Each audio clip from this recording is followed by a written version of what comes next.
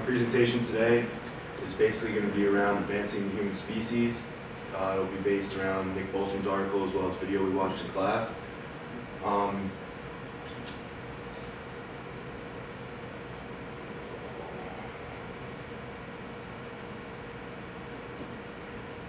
This is Nick Bostrom giving a presentation. Nick Bostrom said there's no limit to what the human species can become. He believes we can increase our intelligence, increase our abilities athletically, socially, and pretty much anything you can think of. He also believes that every major technology has some negative consequences. I think this is very important to consider because a lot of people feel that genetic engineering can have negative consequences, but according to him, every technology has negative consequences. So you cannot fairly judge a technology without looking at its potential implications and going off that. The next thing we're going to be talking about is designer babies. Now, the positive designer babies are improve the life of the child, socially and health-wise. You can ensure its safety to a certain extent. You can ensure that it won't get natural-born illnesses, but illnesses still occur, and there's no way of stopping those. But there's a majority of deaths, a huge majority of deaths that occur from natural-born illnesses. Like I've talked about, illnesses, things like heart disease, maybe perhaps even leukemia or born cancers like that. Now the negatives of designer babies. This is GMO, I don't know what you call that.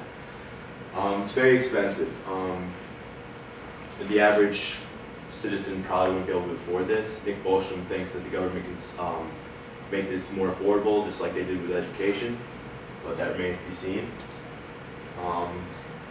It could possibly just be available only to the rich, which I think would create a more gap between the poor and the rich. It's a new technology, so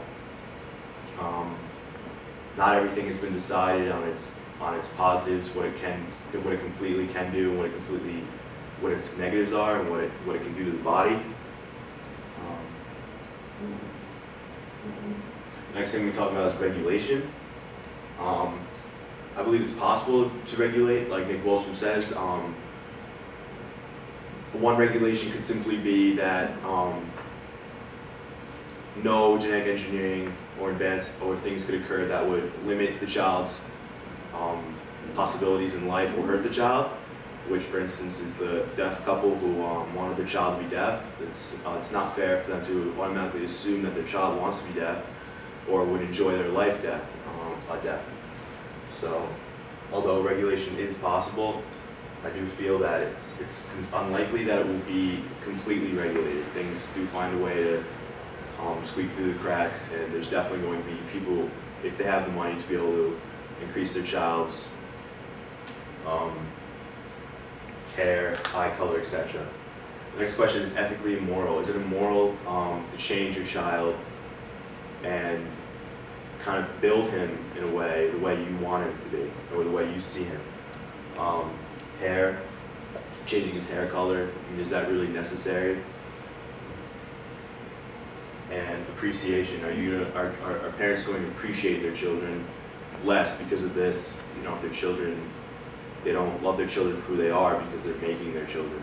So, and eye color as well, things like that, hair, eye color, all of which I think are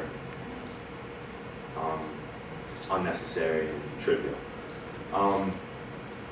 But bigger things like changing whether your son or daughter is a better athlete, smarter, better in school. I'm not sure if the consequences of that will necessarily be positive. I think that, like I said, you'd see a bigger gap between kids. Kids that can't afford this and kids that can. Possibly if this was affordable to everyone, then perhaps this could be positive. But then again, the way our society is built right now, this would be a huge dramatic change if everyone was intelligent and everyone was a great athlete. I think our society would have to completely change the mold around this. So that's my presentation. Overall, I think genetic engineering is definitely has huge positives, but like I said, it would definitely be a huge change in the way things handle.